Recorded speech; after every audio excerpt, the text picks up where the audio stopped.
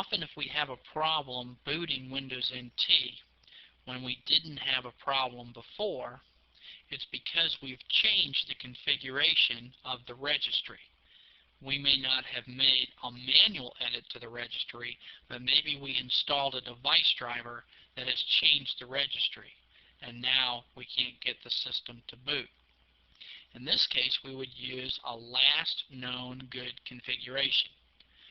Windows NT protects itself by storing what the configuration was the last time the computer was able to successfully start up and a person was able to successfully log on to use the resources of Windows NT.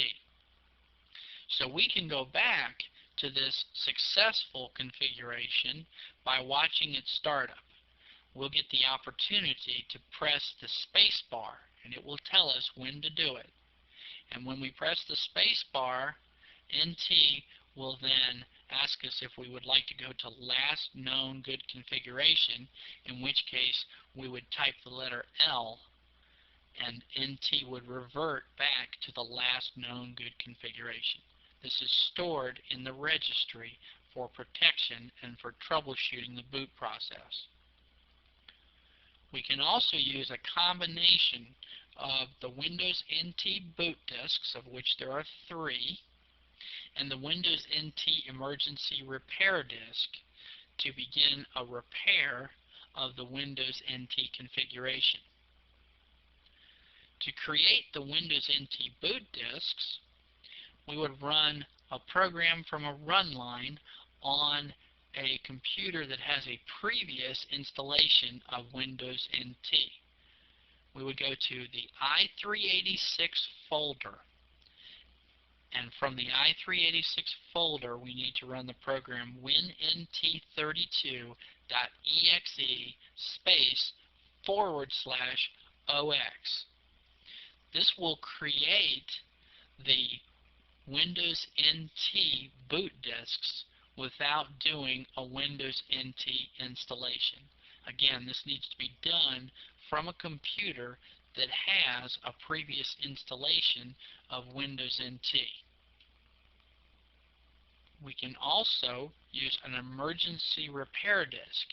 An emergency repair disk can be created through Windows NT Tools, and it contains the setup log, system files, security files, software, and user files.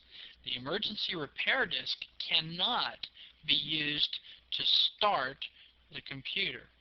We would use the boot disk to boot the computer and then go into a repair installation using the emergency repair disk. Options that we can choose when we use the emergency repair disk to recover from a failed boot are inspect the registry files, inspect the startup environment, verify Windows NT system files, inspect boot sector. And errors that we could encounter at startup that would cause us to want to do this would be possibly a missing or corrupt file, NTLDR, which would be indicated by an error message, boot couldn't find NTLDR, please insert another disk. If we had ntdetect.com missing, we would get the error ntdetect version 1.0 checking hardware ntdetect failed. An ominous error which really might not be that much of a problem is Windows NT could not start because the following file is missing. And then it would say WinNT root system32 NTOS kernel. This could be a bad problem, but it could also be that we just have a floppy disk in our floppy drive that we forgot about, in which case we can just remove the floppy drive and try to restart, and a lot of times that's all it was it couldn't initialize because it was looking at the A drive instead of the hard drive. We could also get an error if we're trying to boot to DOS that is an input-output error accessing boot sector.